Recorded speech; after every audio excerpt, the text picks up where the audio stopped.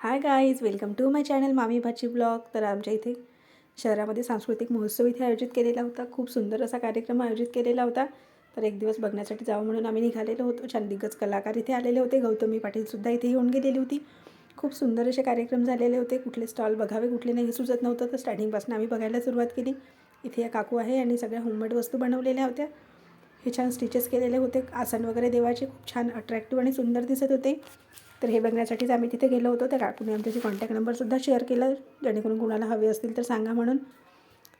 बघू शकता इथे गणेशाची मूर्ती त्या आसनाच्या मधोमध ठेवलेली आहे. एकदम किती सुंदर दिसत आहे. देवांना घालण्यासाठी वस्त्र वगैरे त्यांनी स्टिचेस केलेले होते. खूप छोट्या मोठ्या वस्तू इथे लावलेल्या होत्या. खूप सुंदर स्टॉल असे लागलेले होते. बरेच कॉस्मेटिकच्या वगैरे वस्तू इथे होत्या.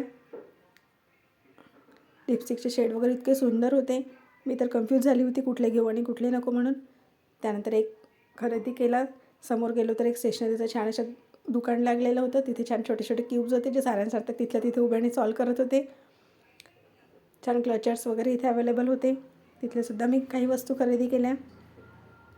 त्यानंतर आपला फ्लॉवर जो असतो फुलकोबी, त्याला छोटे छोटे कट करून एक तिथे त्यामध्ये मिक्स करण्यासाठी छान मसाला होता व्हेज.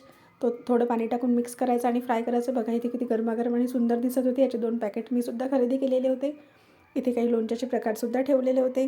त्यानंतर समोर आम्ही एका स्टॉलकडे वळलो तर तिथे माझी नजर गेली तर लगेच थांबून गेली मी, कारण ते फ्लॉवर्स मला खरेदी करायचे होते.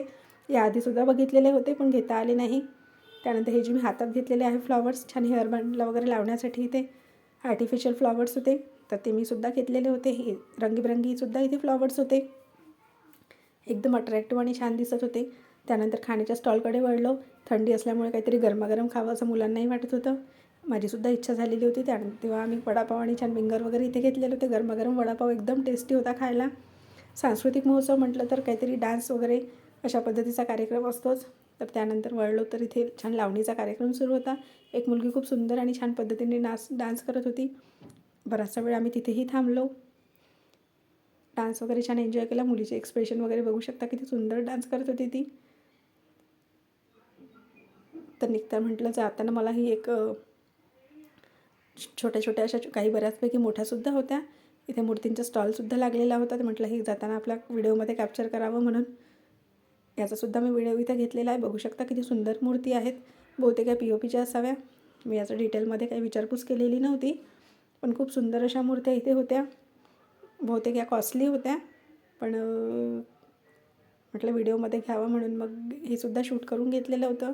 छान गणपतीच्या वगैरे इथे मूर्त्या होत्या. दारामध्ये लावण्यासाठी ज्या शुभलाभाच्या वगैरे इथे पाट्या लावलेल्या होत्या.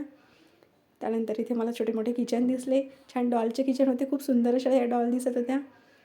व्हिडिओ घेतल्याविना माझं राहवलं नाही, त्यामुळे मी यांचासुद्धा व्हिडिओ घेतला. बघू शकता किती सुंदर अशा अट्रॅक्टिव्ह डॉल दिसत आहे. अशा पद्धतीने संध्याकाळ आम्ही छान एन्जॉय केली. खूप मजा आली. मुलांनाही मस्त वाटलं. आमचाही खूप छान वेळ गेला. असे नवनवीन आमच्या इथे प्रोग्राम वगैरे होत असतात, तर आम्ही नेहमी मुलांना वगैरे इथे घेऊन जातो.